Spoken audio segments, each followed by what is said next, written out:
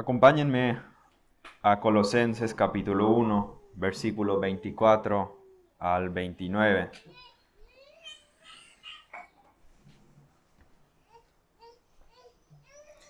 Ahora me alegro de mis sufrimientos por ustedes, y en mi carne, completando lo que falta de las aflicciones de Cristo, hago mi parte por su cuerpo, que es la iglesia. De esta iglesia fui hecho ministro conforme a la administración de Dios que me fue dada para beneficio de ustedes, a fin de llevar a cabo la predicación de la palabra de Dios, es decir, el misterio que ha estado oculto desde los siglos y generaciones, pero que ahora ha sido manifestado a sus santos. A estos Dios quiso dar a conocer cuáles son las riquezas de la gloria de este misterio entre los gentiles, que es Cristo en ustedes, la esperanza de la gloria. A Él nosotros proclamamos, amonestando a todos los hombres y enseñando a todos los hombres con toda sabiduría, a fin de poder presentar a todo hombre perfecto en Cristo. Con este fin también trabajo, esforzándome según su poder que obra poderosamente en mí. Aquí vemos una perspectiva que Pablo nos brinda de su ministerio y es muy fascinante. Y esa es la misma perspectiva que todos nosotros debemos tener acerca del ministerio. Y eso incluye a cada uno de nosotros, cada uno. Y lo veremos más adelante.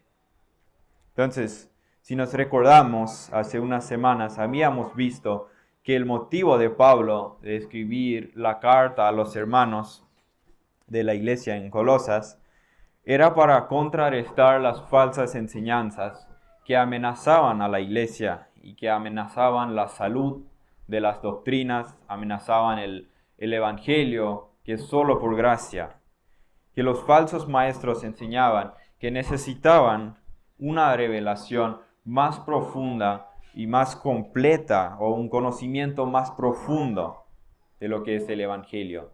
Pero Pablo lo contradice directamente, lo contrarresta esa herejía y dice que en Cristo están escondidos todos los tesoros de la sabiduría. Entonces, ahora esta parte o esta sección, estos versículos, en muchas ocasiones vemos cuando Pablo habla del ministerio, de su ministerio, lo hacía cuando él veía la necesidad de afirmar su autoridad apostólica. Y puede que esta parte o estos versículos sea su intención en este pasaje de afirmar su autoridad apostólica.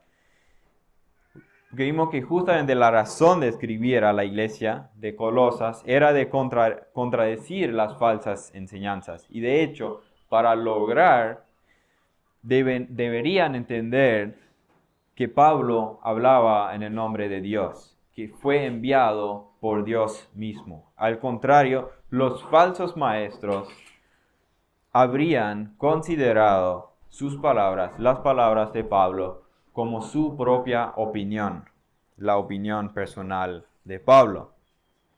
También podemos ver en el flujo de las ideas que Pablo nos brinda, que él empezó en el versículo 15, en el capítulo 1, versículo 15, a hablar de la supremacía de Cristo.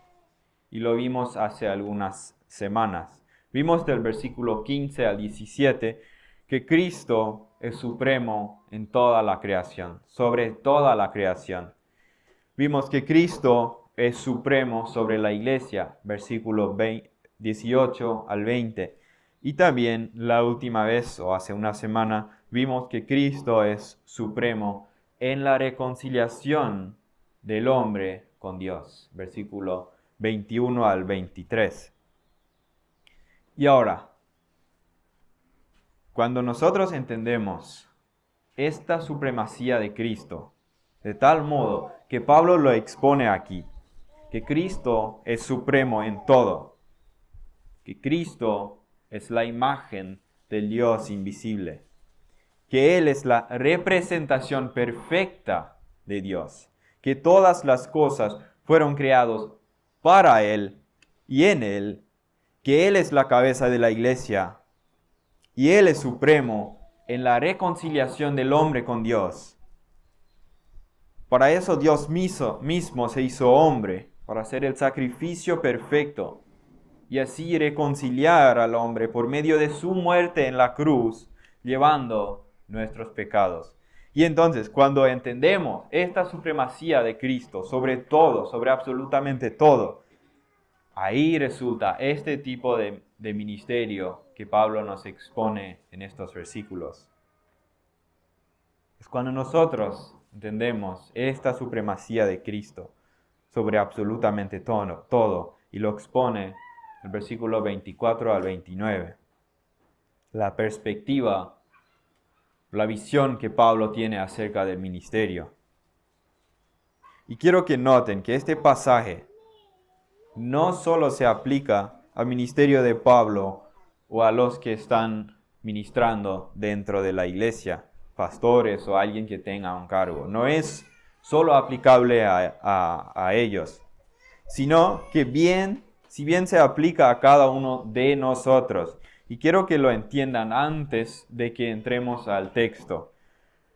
Pablo describe su ministerio diciendo, en el versículo 28, a Él nosotros proclamamos, amonestando a todos los hombres y enseñando a todos los hombres con toda sabiduría, a fin de poder presentar a todo hombre perfecto en Cristo.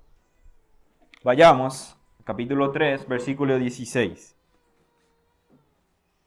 Dice así, que la palabra de Cristo habite en abundancia en ustedes, con toda sabiduría, enseñándose y amonestándose unos a otros con salmos, himnos y canciones espirituales, cantando a Dios con acción de gracias en sus corazones. En el texto original, el texto griego, aparecen las mismas palabras. Amonestación se traduce en el capítulo 3, versículo 16, como exhortar. Son las mismas palabras. Amonestar y enseñar en toda sabiduría. ¿Qué nos dice Pablo que él hacía en su ministerio? Versículo 28. Él proclamaba a Cristo, amonestaba a todo hombre y enseñaba a todo hombre con toda sabiduría. Eso es lo que hacía Pablo en su ministerio. ¿Y qué dice Pablo que debemos hacer nosotros? ¿O qué le manda a la iglesia? Diciendo a la iglesia, ¿qué le manda? Versículo 16 del capítulo 13, exactamente lo mismo. Versículo 16. Que la palabra de Dios, Cristo, habite en abundancia en ustedes, con toda sabiduría, enseñándose y amonestándose unos a otros en toda sabiduría. Las mismas palabras. Entonces, todos somos mis ministros. Si eres un creyente, eres ministro. Debes ser un ministro. La palabra ministro viene de la palabra griega diaconeo, que simplemente significa servir. Entonces, el cristiano debe ministrar a los demás. Y eso es lo que dice Pablo en el capítulo 3, versículo 16. Ministrar unos a otros. Todos tenemos el deber de ministrar unos a otros, amonestarnos, enseñarnos en toda sabiduría. Entonces, en cierta manera, el crecimiento espiritual de los hermanos dentro de la iglesia también depende de cada uno de nosotros, y no solo de los pastores. Y este pasaje que estaremos viendo hoy es de mucha importancia para todos nosotros. Aunque Pablo está hablando de su ministerio en particular, puede en cierto modo aplicarse a cada creyente. Y quiero dividir estos versículos en 5 puntos. Primer punto es el origen divino del ministerio. Segundo punto, el sufrimiento del ministerio. Tercer punto, el contenido del ministerio. Cuarto, la meta del ministerio. Y el 5.5, la fuente de poder del ministerio. Entonces, en primer lugar, veamos el origen divino. Leamos el versículo 23 del capítulo 1. Versículo 23. Esto él hará si en verdad permanecen en la fe, bien cimentados y constantes, sin moveros de la esperanza del evangelio que han oído y que fue proclamado a toda la creación debajo del cielo, y del cual yo, Pablo, fui hecho ministro. Pablo dice, yo fui hecho ministro. Y evidentemente, él fue hecho ministro por Dios. Como dice en el capítulo 1, versículo 1, Pablo, apóstol de Jesucristo por la voluntad de Dios. Entonces, Pablo dice que él es apóstol de Jesucristo por la voluntad de Dios. Y ahora en el versículo 25, hablando de la iglesia, él dice, versículo 25, de esta iglesia fui hecho ministro conforme a la administración de Dios que me fue dada para beneficio de ustedes. La palabra ministro hoy en día parece haber tomado otro significado de lo que tenía en los tiempos de Pablo. Hoy se usa para hablar de pastores o de personas que se involucran en la área espiritual. Pero desde las primeras iglesias del Nuevo Testamento hasta las iglesias de nuestro día, cada cristiano debe estar en el ministerio de ayudar y servir a los demás. Ser un ministro en los días de Pablo era ser un siervo, un serviente. Pablo dice, yo soy un sirviente de Dios. Y como un sirviente de Dios, Dios me ha confiado una mayordomía. La palabra que aparece ahí es la palabra oikonomía, administrador. Entonces, en esos días de Pablo, un administrador era una persona que debía velar por los bienes de otra persona, del dueño. Era el encargado de la casa y debía supervisar a los demás siervos y de manejar los negocios y asuntos financieros de la casa. Y en este caso, el dueño de la casa es Dios. Y Él decide en qué área cada siervo va a servir. Ahora, a Pablo en particular le fue encomendado por Dios esa administración, pero a todos nosotros también se nos fue encomendado dentro de la casa un trabajo, cada uno de nosotros. Debemos llevar a cabo la tarea que Dios nos encomendó. Primera de Pedro, capítulo 4, versículo 10, dice así: cada uno según el don que ha recibido, ministrelo a los otros, como buenos administradores de la multiforme gracia de Dios. Cada uno, según el don que ha recibido, ministrelo a los otros. La misma palabra que aparece en Colosenses, ministrar. Cada uno, según el don que ha recibido, ministrelo como buen administrador. La misma palabra, administradores de la multiforme gracia de Dios. Cada creyente dentro de la iglesia, y vuelvo a repetir, cada creyente posee una función distintiva según lo que ha recibido de Dios.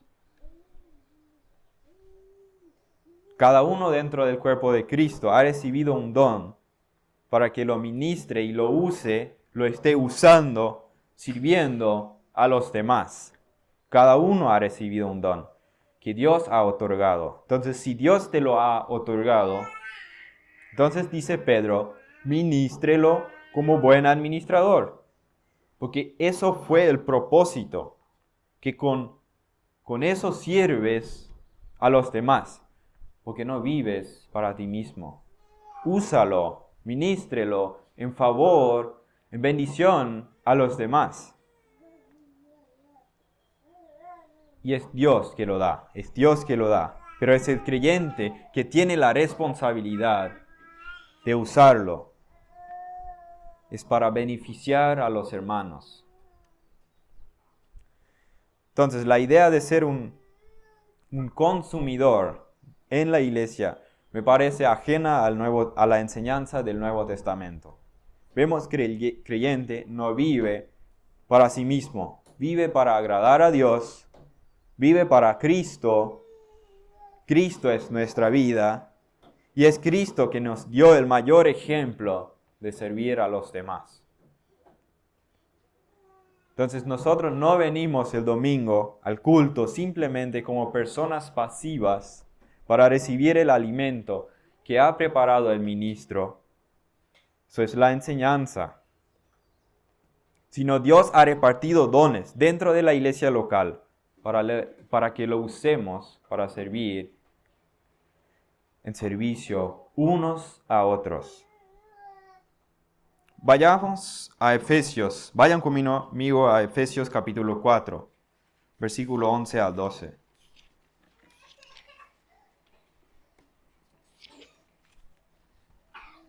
Efesios capítulo 4, versículo 11 al 12. Y Él dio a algunos el ser apóstoles, a otros profetas, a otros evangelistas, a otros pastores y maestros. ¿A fin de qué? A fin de capacitar a los santos. ¿Para qué? Para la obra del ministerio, para la edificación del cuerpo de Cristo. ¿Quiénes son los santos? Son los creyentes. Fueron apartados de Dios. Entonces son los santos, son los creyentes. ¿Para qué dice Pablo? A fin de capacitar a los santos para la obra del ministerio. ¿Para qué? Para la edificación del cuerpo de Cristo. Entonces, no es una iglesia de consumidores. Y es ajena a la enseñanza del Nuevo Testamento. Es una iglesia de ministros, de sirvientes que vienen al culto para alimentarse y luego así poder servir eficazmente a otros. Hermanos, somos ministros y no es solo lo que pasa aquí el domingo. No es solo lo que pasa el domingo aquí. Que si fuera así, si no predico, si no dirijo la alabanza, entonces no tengo nada que ver con la iglesia. No somos iglesia solo una vez a la semana, solo el domingo. Somos iglesia toda la semana y hay muchas cosas que puedes hacer.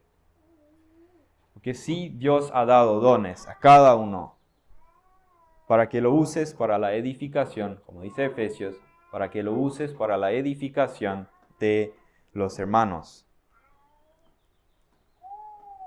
Y eso es otra razón, quiero hacer un anexo, eso es otra razón por ser parte de una iglesia local. ¿Cómo vas a servir a los hermanos si no eres parte de una iglesia local? ¿Piensas en servir a los hermanos con los dones que Dios te ha dado en su gracia? Somos ministros, al igual que lo era Pablo, aunque no nos dio a todos los mismos dones. Quiero dar una ilustración que escuché hace algunos días. Fue esa: si Dios mandaría a dos ángeles, si Cristo mandaría a dos ángeles del cielo, uno que sería rey y el otro que sería un limpiecero, uno que barre, que limpia. Entonces, ¿cuál de los ángeles tendría más pasión en hacer la obra que Cristo le habría dado? Ninguno. Los dos lo harían con la misma pasión. El punto no es a qué Dios te llamó.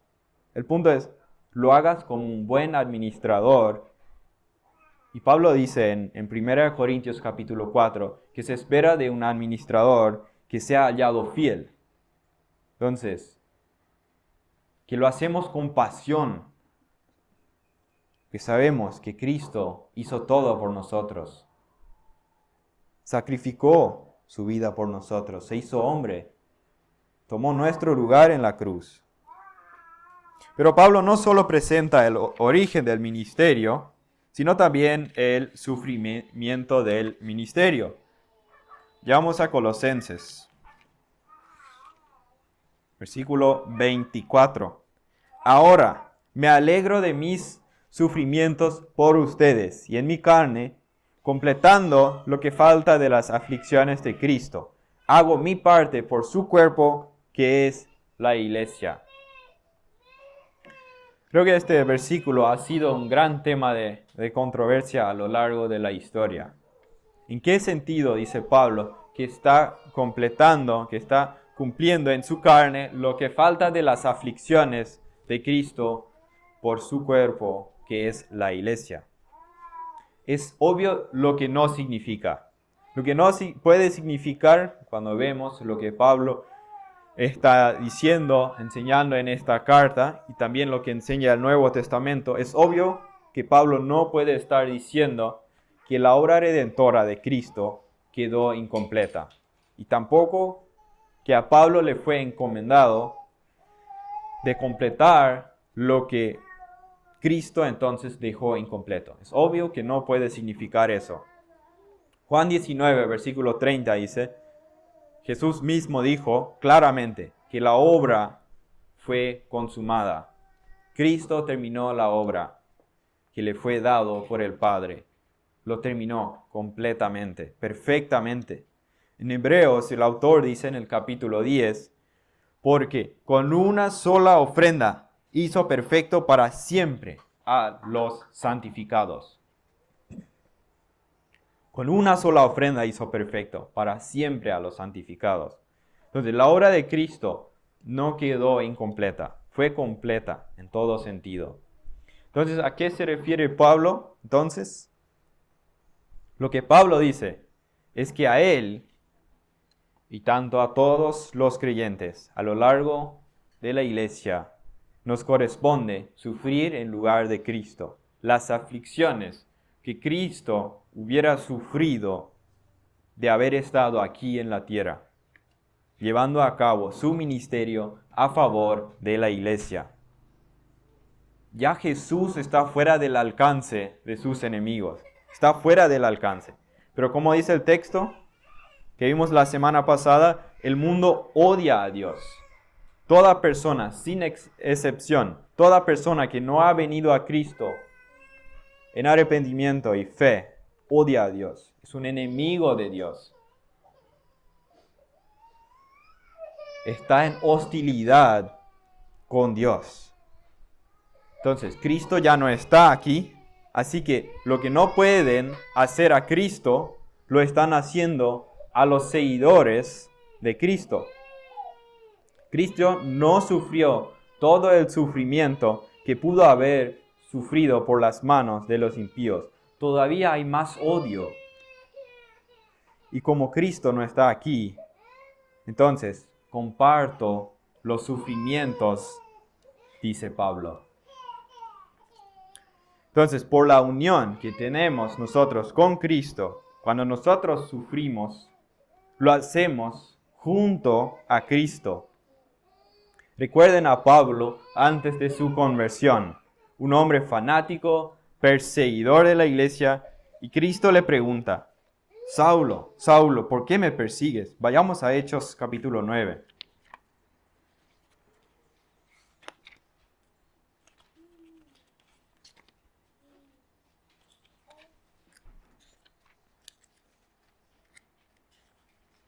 Hechos capítulo 9, versículo 4. Le dice Jesús, Saulo, Saulo, ¿por qué me persigues? Pero sabemos que Saulo estaba persiguiendo a la iglesia. Pero Jesús le pregunta, ¿por qué me persigues? ¿Quién eres, Señor? Preguntó Saulo. El Señor respondió, yo soy Jesús, a quien tú persigues.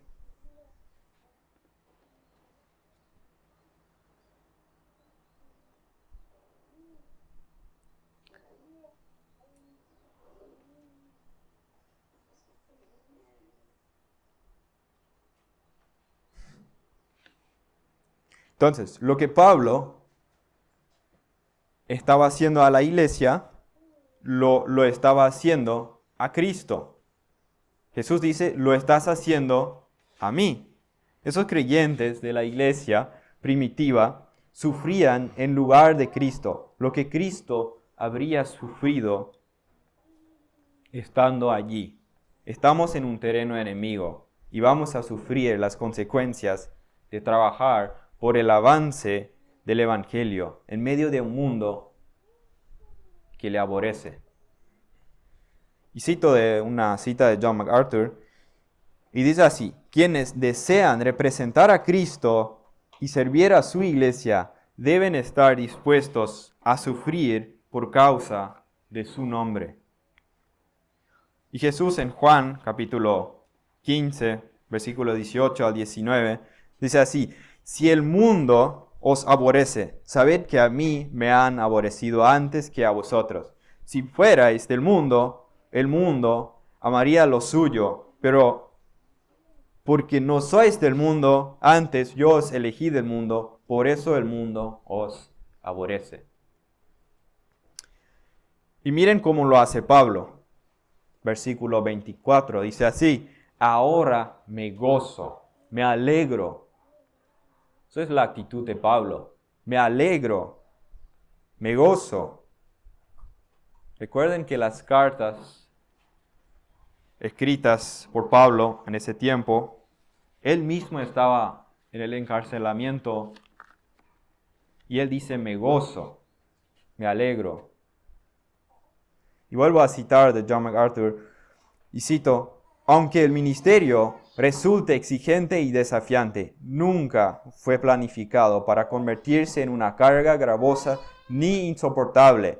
La actitud gozosa de Pablo frente al ministerio debería estar presente en el espíritu de cada cristiano. Pero la triste realidad es que muchos no tienen este gozo de servir al Señor, cumplen sus responsabilidades de mala gana. Fin de la cita. Pero Pablo dice: me gozo en lo que padezco. Ahora me gozo en lo que padezco por vosotros, en favor de vosotros, por causa de vosotros, y cumplo en mi carne lo que falta de las aflicciones de Cristo por su cuerpo, que es la iglesia. Para Pablo era un privilegio participar en la expansión del reino de Cristo y la edificación de los creyentes, que los sufrimientos con que se encontraba en el camino los sufría con gozo.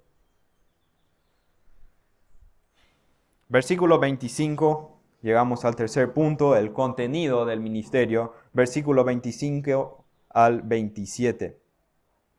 De esta iglesia fui hecho ministro conforme a la administración de Dios que me fue dada para beneficio de ustedes, a fin de llevar a cabo la predicación de la palabra de Dios, es decir, el misterio que ha estado oculto desde los siglos y generaciones, pero que ahora ha sido manifestado a sus santos. A estos Dios quiso dar a conocer cuáles son las riquezas de la gloria de este misterio entre los gentiles, que es Cristo en ustedes, la esperanza de la gloria. Entonces, como siervo de Dios, Pablo había sido comisionado por Dios para predicar fielmente la palabra de Dios. Dice cumplidamente, predicar la palabra de Dios cumplidamente. Despidiéndose de los hermanos en Efesios, les dijo: y ahora, he aquí, yo sé que ninguno de vosotros, todos vosotros, entre quienes he pasado predicando el reino de Dios, verá más mi rostro. Por tanto, yo os protesto en el día de hoy que estoy limpio de la sangre de todos, porque no he rehuido anunciaros todo el consejo de Dios. Eso es lo que hacía Pablo. Predicar fielmente todo el consejo de Dios. ¿Y qué fue lo que predicaba Pablo? Versículo 26. Dice así, es decir, el misterio que ha estado oculto desde los siglos y generaciones.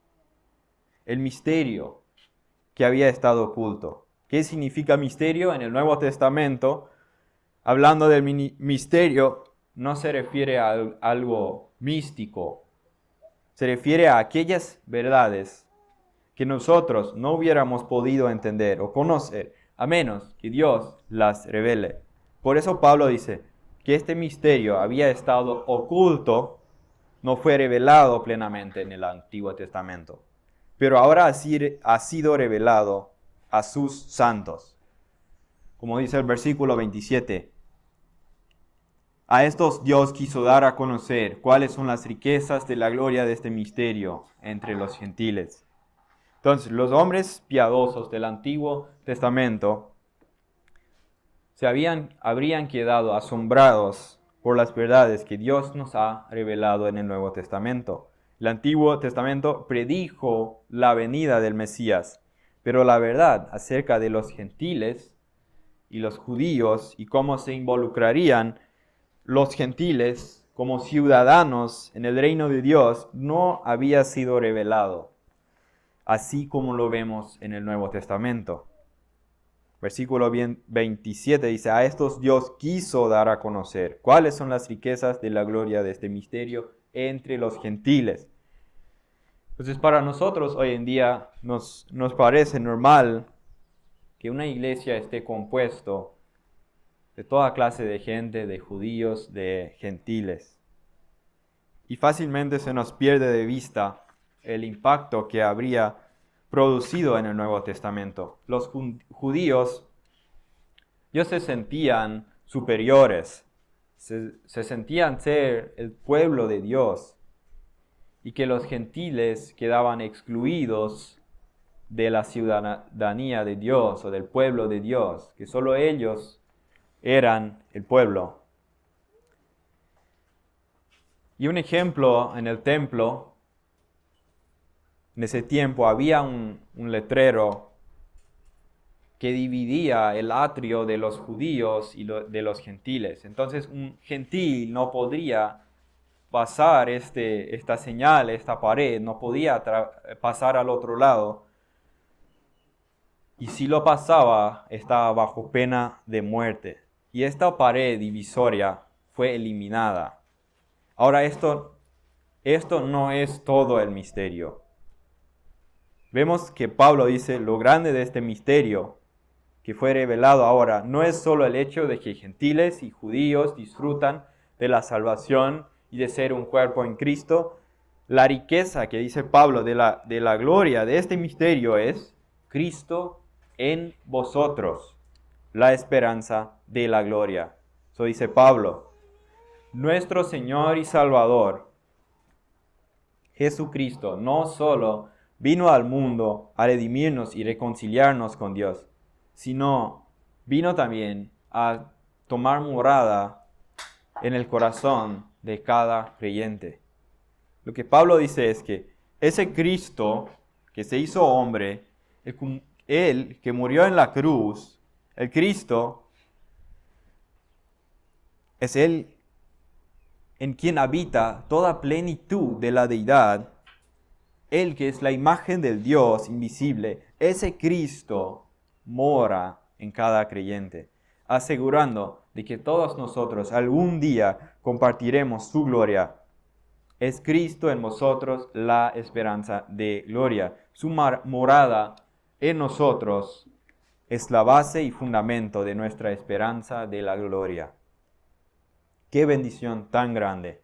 Cristo mismo vino a hacer morada en nuestros corazones a través del Espíritu Santo. Y es Cristo morando en nosotros la esperanza de gloria. Y eso nos lleva al cuarto punto de la prédica, la meta del ministerio. Versículo 28. A Él nosotros proclamamos, amonestando a todos los hombres y enseñando a todos los hombres con toda sabiduría, a fin de poder presentar a todo hombre perfecto en Cristo.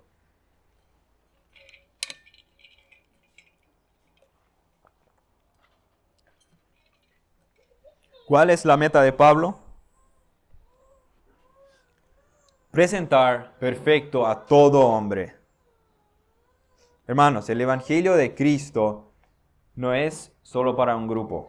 El Evangelio de Cristo es para todos los hombres.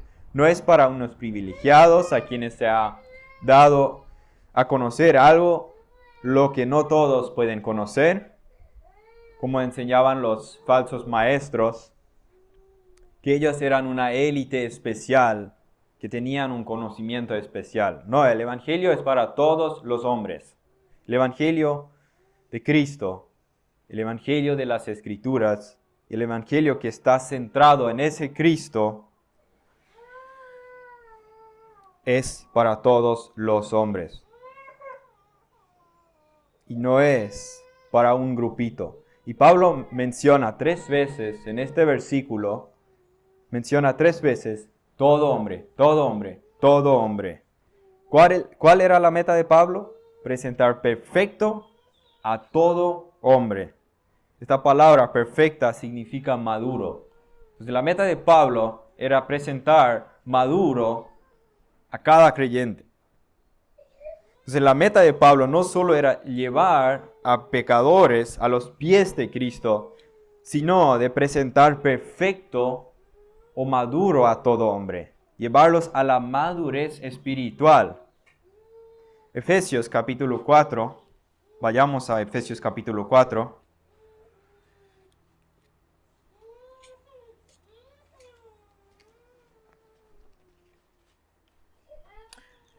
Efesios capítulo 4, versículo 11 al 13. Y Él dio a algunos el ser apóstoles, a otros profetas, a otros evangelistas, a otros pastores y maestros, a fin de capacitar a los santos para la obra del ministerio, para la edificación del cuerpo de Cristo. Miren el versículo 13. Hasta que todos lleguemos a la unidad de la fe y del pleno conocimiento del Hijo de Dios, a la condición de un hombre maduro, a la medida de la estatura de la plenitud de Cristo. Dios quiere que nosotros maduremos, que crezcamos en la semejanza a Cristo. Y eso debe ser nuestra meta como iglesia, pero cada uno en particular, de crecer en estatura a la imagen de Cristo. Debe ser mi meta y debe ser tu meta. ¿Y cómo podemos llegar a esa meta? ¿Qué dice Pablo? A Él nosotros proclamamos. A Él, a Cristo.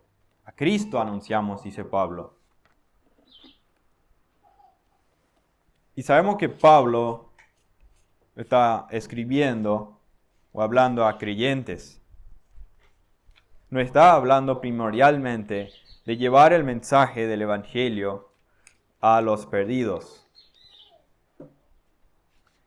Eso es obviamente incluido.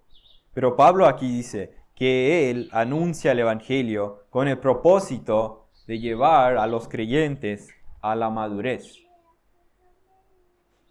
Cito de Sugel Michelin, él dice así: Cristo y el Evangelio no son el ABC de la vida cristiana, sino Cristo y el Evangelio son el A a la Z de la vida cristiana.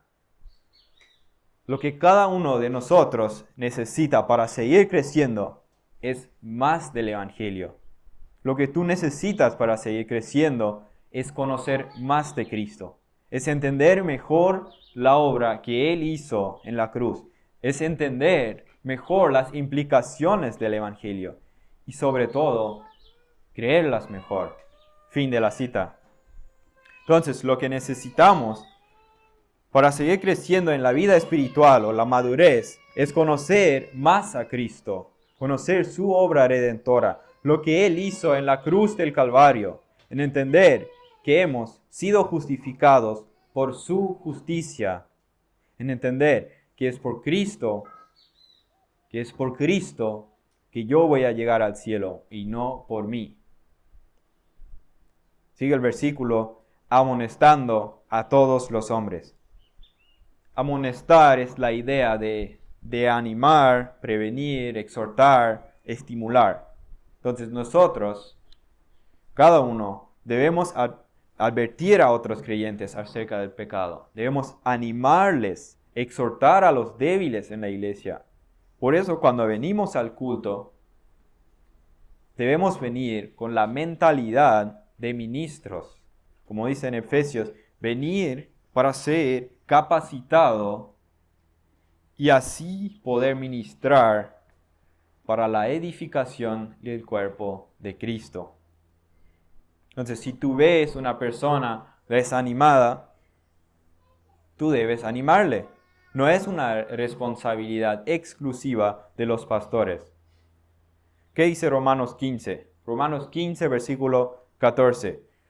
Dice Pablo así: pero estoy seguro de vosotros, hermanos míos, de que vosotros mismos estáis llenos de bondad, llenos de todo conocimiento, de tal manera que podéis amonestaros los unos a los otros. Los unos a los otros. No es tarea solamente de los pastores. Primera Tesalónica 5:14 dice así: también os rogamos, hermanos, que amonestéis a los ociosos, que alentéis a los de poco ánimo, que sostengáis a los débiles, que seáis pacientes para con todos.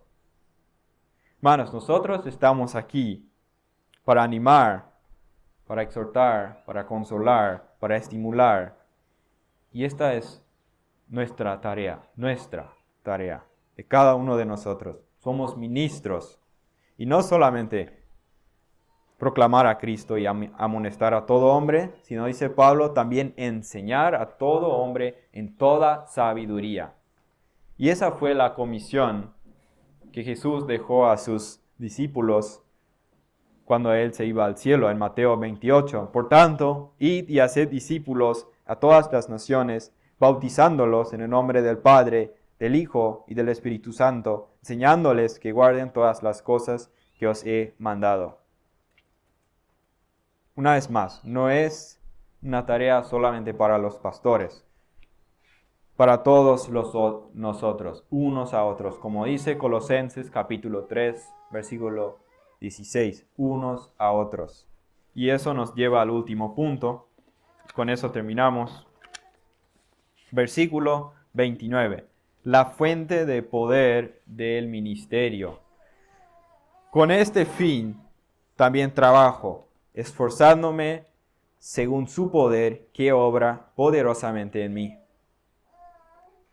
Entonces, Pablo en este versículo conecta dos conceptos que a muchos parecen separar en su mente o en su entendimiento. Un trabajo duro y dependencia del Señor. La palabra que se traduce como trabajo significa trabajar hasta el agotamiento, hasta lo último. La palabra luchar o esforzar viene de la palabra griega agonizomai, de donde viene la palabra agonizar. Entonces, el ministerio requiere un esfuerzo enorme, mayor esfuerzo. Pero noten que todo el esfuerzo sin el poder de Dios sería un esfuerzo inútil. Cuando vemos en el Nuevo Testamento la vida de Pablo, nos preguntamos cómo este hombre pudo permanecer ministrando la palabra de Dios, sirviendo a las iglesias en medio de tantas dificultades por todas partes, encima con las dificultades que había dentro de las iglesias. ¿Cómo es posible? El poder de Dios. Es el poder de Dios. Ese mismo poder está disponible para ti y para mí. Como Pablo en el capítulo 1, Colosenses capítulo 1, versículo 11, Pablo ora por la iglesia y ora diciendo: rogamos que ustedes sean fortalecidos con todo poder según la potencia de su gloria para obtener toda perseverancia y paciencia. En nuestras fuerzas somos inútiles. Somos muy débiles, no servimos para nada en nuestras fuerzas. Sin el poder del Señor no somos, nada somos. Dice Pablo en 1 Corintios capítulo 15, versículo 10, pero por la gracia de Dios soy lo que soy, y su gracia no ha sido en vano para conmigo. Antes he trabajado más que todos ellos, pero no yo, sino la gracia de Dios conmigo. Anímate, hermano, esfuérzate. Por más duro que sea el trabajo, anímate y trabaja con todo el esfuerzo. ¿Sabes por qué? Porque es Cristo que mora dentro de ti. Es Él quien te da el poder para correr y para trabajar con toda tu fuerza. Anímate y esfuérzate a usar los dones que Dios te ha dado para servir a los hermanos. Dios no te ha dejado sin un don. Ministralo como buen administrador. No trabajamos para ganarnos el cielo. No trabajamos para ganar algún mérito delante de Dios. No trabajamos duro para atraer la bendición de Dios en nuestras vidas. No podemos hacer nada de eso. Ya Cristo lo hizo todo. Cristo lo hizo todo. No es para eso que nos esforzamos. Gálatas capítulo 2, versículo 20, dice así, con Cristo estoy juntamente crucificado, y ya no vivo yo, mas vive Cristo en mí. Y lo que ahora vivo en la carne, lo vivo en la fe del Hijo de Dios, el cual me ama y se entregó a sí mismo por mí. Entonces, si tú piensas en lo que Dios hizo por nosotros, que Dios se hizo hombre, tomó el lugar que tú merecías, que yo merecía, tomó el justo castigo que tú y yo merecíamos por ofender a Dios, sufrió el castigo y pagó la deuda con Dios, te reconcilió con Dios y te dio vida nueva, y ahora Él está morando dentro de ti. Si tú piensas, si ves esa gracia inmerecida, ¿cómo eso no va a producir una pasión en nuestros corazones de vivir por Cristo y por el Evangelio, de querer vivir para su gloria, de servirle con todo nuestro ser? Vale la pena trabajar para el Salvador hasta agonizar. Vale la pena perder la vida por Él. Él es nuestra vida. Cristo es nuestra vida. En Él existimos, en Él vivimos. Eso debe producir en nosotros un profundo anhelo de vivir para Cristo, para su honra, para su gloria. Amén.